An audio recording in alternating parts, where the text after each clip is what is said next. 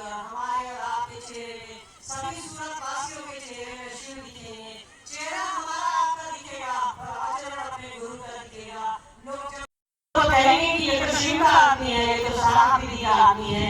इसका अर्थ यही हुआ कि सूरत में शिव की सूरत देखना चाहता हूँ।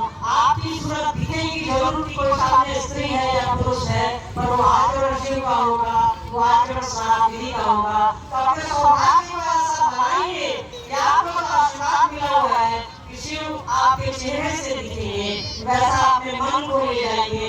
जैसा मन दिखेगा वैसा ही शरीर दिखेगा, तो मन को शिव की ओर ले जाइए। हमारे आपके चेहरे में शिव दिखेंगे और साहब ने कहा है तो वो होकर रहेगा। सूरज अपनी जगह से हिल सकता है, धरती अपनी जगह से हिल सकती है, तो साहब का कहा हुआ कभी खाली नहीं जाता है।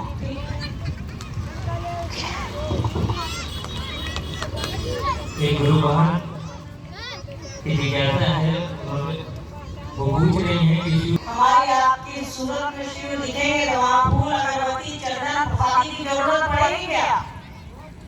जहाँ शिव रहते हैं वहाँ सिर्फ आनंद है, वहाँ सिर्फ खुशियाँ ही खुशियाँ हैं और कुछ नहीं है। आपको किसी चीज की जरूरत नहीं है। आप अगरबत्ती हिलाते रहिए। आप एक चीज बताइए, इलाहाबाद साल से सूरत के लोग अगरबत्तियाँ की धरती के लोग अगरबत्ती दिखला रहे हैं, प्रसाद चढ़ा रहे हैं, भजन गा रहे हैं, झूम रहे हैं, पर किसी ने आपको कहा है कि आपकी सूरत में मैं शिव देखना चाहता हूँ?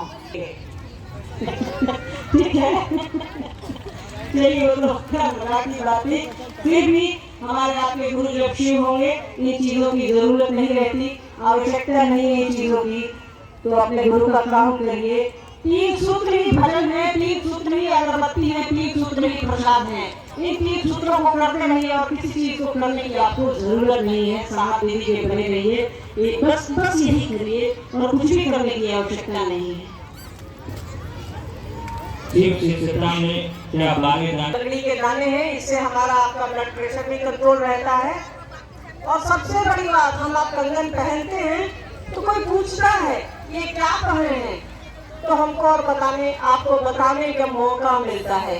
शिव के शिष्य तो बस मौका खोजते हैं ना, दूसरा सूत्र करने का मौका, कि कैसे हम आप किसी को बता सकें कि शिव मेरे गुरु हैं। भैया आपके भी हो सकते हैं, दीदी आपके भी हो सकते हैं, चाचा आपके भी हो सकते हैं, चाची जी आप भी शिव को गुरु बनाइए। रुद्राक्ष पहनते हैं, कंगन पहनने से एक सुविधा रहती है कि कोई टोक देता है कि भाई जी क्या पहने हैं, बहन जी ये क्या पहनी है। ठीक है। और तीसरी सबसे बड़ी बात, पहनिएगा तो पहनने में तो अच्छा लगता है। ये कोई भी कह नहीं सकता कि हम रुद्राक्ष का 12 दाना पहने हुए हैं तो हमारा हाथ खराब लगता है, कोई नहीं कह सकता है। आप उतार दीजिए, आपको खुद में लगेगा कि आपका हाथ थोड़ा सूना लग रहा है। आपके साथ लगता है या नहीं लगता है? हमें भी लगता है, इसलिए मन करे तो पहनिए। साहब ने इसकी बाध्यता नहीं दी है। साहब ने बस आपको कहा है कि आप अपना मन बांधिए शिव के साथ, गुरु के साथ। कंगन बांधिए या न बांधिए कोई फर्क नहीं पड़ता है, मन को बांधना है ना शिव के साथ। ये नहीं पहनने का मन है मत पहनिए, शिव से तो जुड़े रहिए, शिव से तो अपने आप को बांधे रखिए, उस डोर से अपने आप को बांधे रखिए। ठीक है।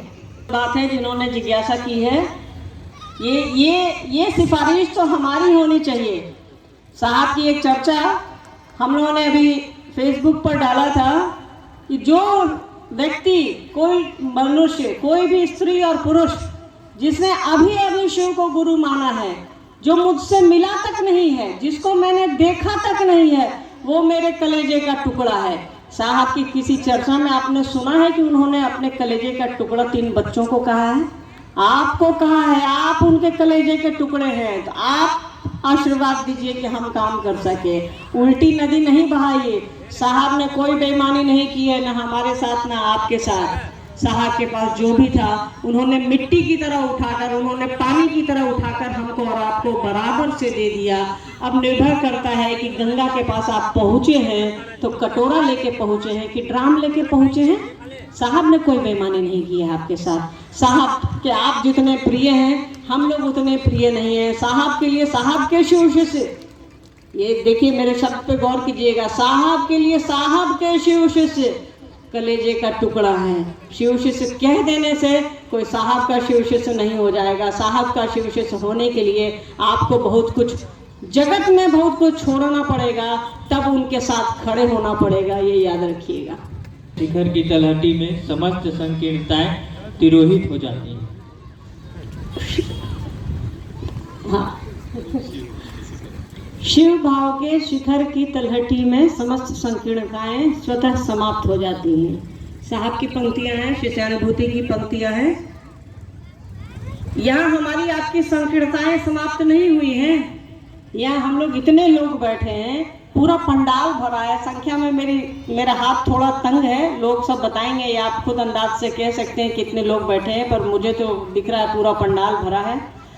तो आप खुद समझिए, यहाँ हम लोग कम से कम होंगे तो 500 जातियों के लोग होंगे, 100 धर्म के लोग होंगे, 100 पंथ के लोग होंगे, 100 वर्ग के लोग होंगे। कोई अमीर होगा, कोई गरीब होगा, कोई स्त्री है, कोई पुरुष है, क्या कोई भेद है क्या? तो जब भी शिव को हम अपना भाव देते हैं, अपना शिष्य भाव देते हैं, तो शिव हमारी सभी संकीर्णताओं को खत्म करते हैं। जैसे शिव के पास बाघ, बैल, मोर, बकरी सब कुछ है, चूहा है, सब कुछ विभिन्न विभिन्न आदतों के लोग हैं, विभिन्न विभिन्न प्रजातियों के लोग हैं, वहाँ कोई कुछ नहीं होता।